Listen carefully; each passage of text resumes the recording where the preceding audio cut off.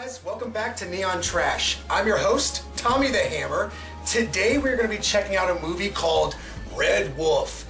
It's a martial art film and I have never heard of this movie. I was perusing a local used media store here in Kent, Ohio called The Exchange, and they had this flick in the dollar bin.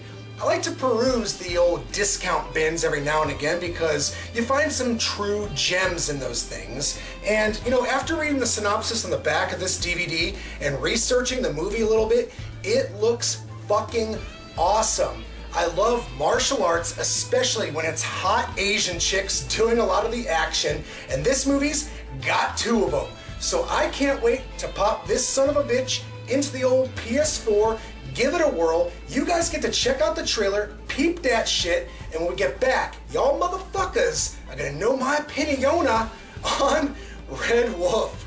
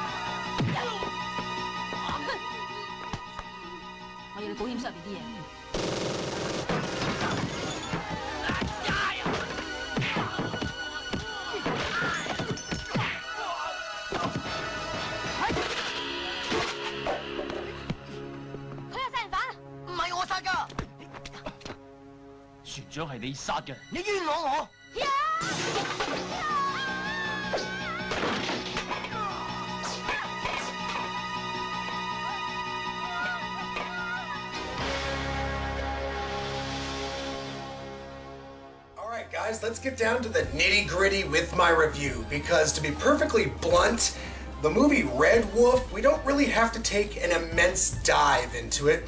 This is a pretty paint-by-numbers action film, one that happens to kind of borrow wholesale from the American action flicks Die Hard and Under Siege. So it all takes place on a boat, it takes place during a holiday, and there are terrorists that are holding people hostage.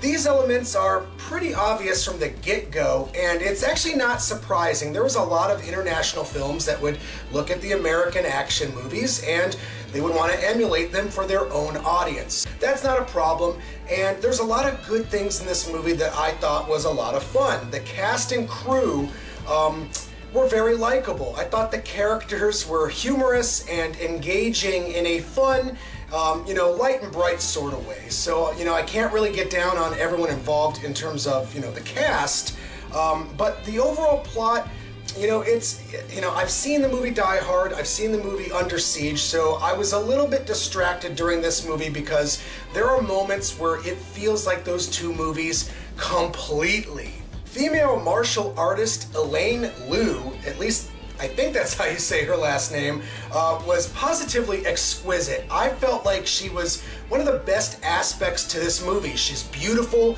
she hands asses. I thought she was immensely captivating, and I kind of wished that we would have focused on, you know, her character a little bit more. But since she's the villain, naturally she's kind of put to the back burner. And after the rather humdrum middle of this movie, things really kind of kick off into overdrive by the very end. Most of this film is done for, you know, comedic effect and likability, and, you know, that's not a problem, but at the very end, things take a completely dark and brutal turn. The fighting becomes a lot more apparent, and it's very violent, very over the top, which, you know, I was digging, but then, you know, it feels in strict contrast to everything that was happening before it. And there's even like this like really kind of dark moment where there's a child taken hostage wrapped up in dynamite, and it's pretty freaking intense. So I would definitely recommend this movie for people that are martial art fans and they're curious about it. It's not the best, it's not the worst, and out of 10 stars, I think I could give the movie Red Wolf a solid 5.5 or 6 out of 10.